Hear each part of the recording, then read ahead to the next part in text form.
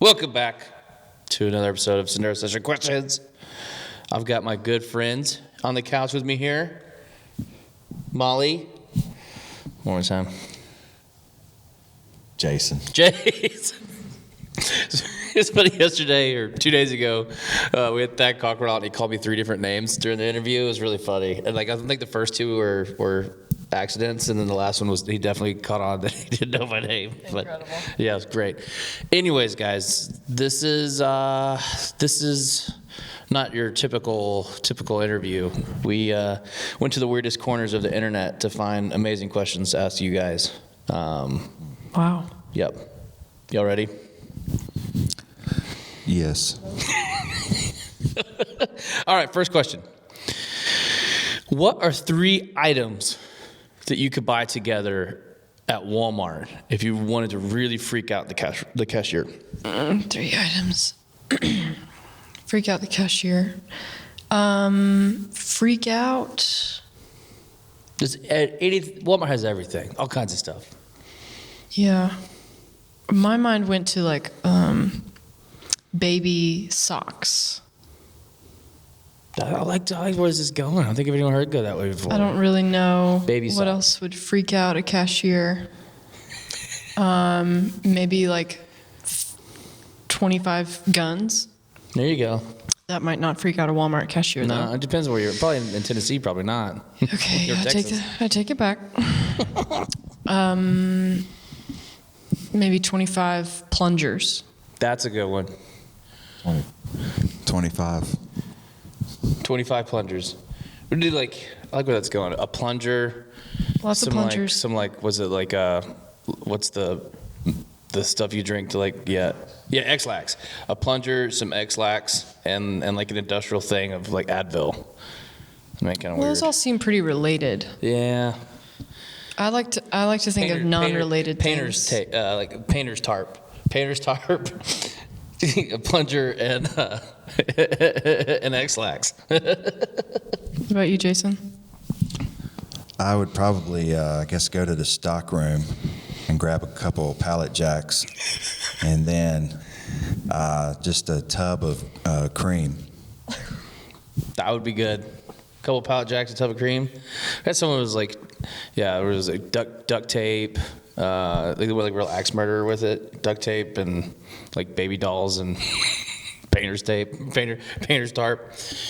All right, we're indecisive, internet. All right, Great question. You ready for the next one? What would be the coolest animal to scale up to the size of a horse? Anything. To scale up to the size? Yeah, so like what a do you mean? smaller animal, right? So like okay. a puppy or like Like a 16-hand puppy. Oh, okay. 16 hands. Caterpillar. That'd be scary. They would eat like trees. Trees gone. And then they turn into enormous butterflies, and then we could fly them. So it's any animal, right? Any animal. So just a mammal. There's this strange kid that lives next to my mom in North Carolina. I'd like to see that kid the size of a horse. 16-hand kid. 16-hand strange kid. Yeah, but when he's on all fours. I think we're going back to the Walmart question here. All right. Last question. If you guys were transported 400 years into the past with no clothes, nothing, how would you prove to them that you're from the future? I didn't pay attention in history class. I'm trying to. 400 years ago. Yeah. Where were 1600. Where was Western civilization at that time? AD. What is it? 400. I see. It was like they like found the U.S. like early U.S. colonies. That was like 1700s, right? So it'd be like, yeah, there wouldn't be one here except for indigenous. Let's see, 400 years ago, I would warn them of the Great Fire that happens in 1666 in England, and I would tell them, like, hey, you might want to get some fire insurance. And then once everything was starting to burn, they would be like, man, that guy was right, that naked dude that we saw. That naked dude was a prophet.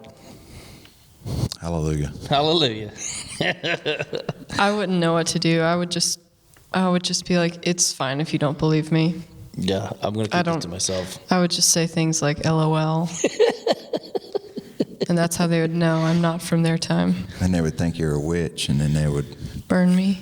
I think that's kind of been the consensus of if you even tried to tell them you're from the future, they would think you were a witch. Yeah, that's fine. They You'd be can. out. They got to do what they got to do to survive. I respect that.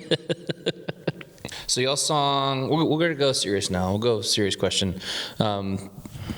Your song, These Are the Times, what was the, what was the inspiration behind that song? Why did you choose that? Why did you want to play that song for us today?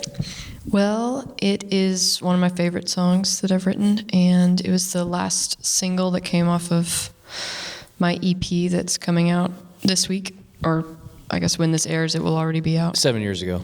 7 years ago, in 2020. That is a special song to me. It's my Chet Baker tribute song.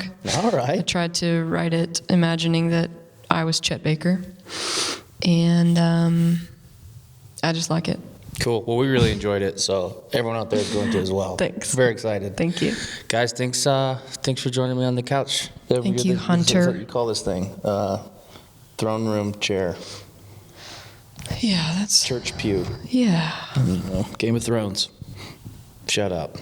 Jon Snow. It's wonderful to be here. furniture. Furniture. All right. Thanks, y'all.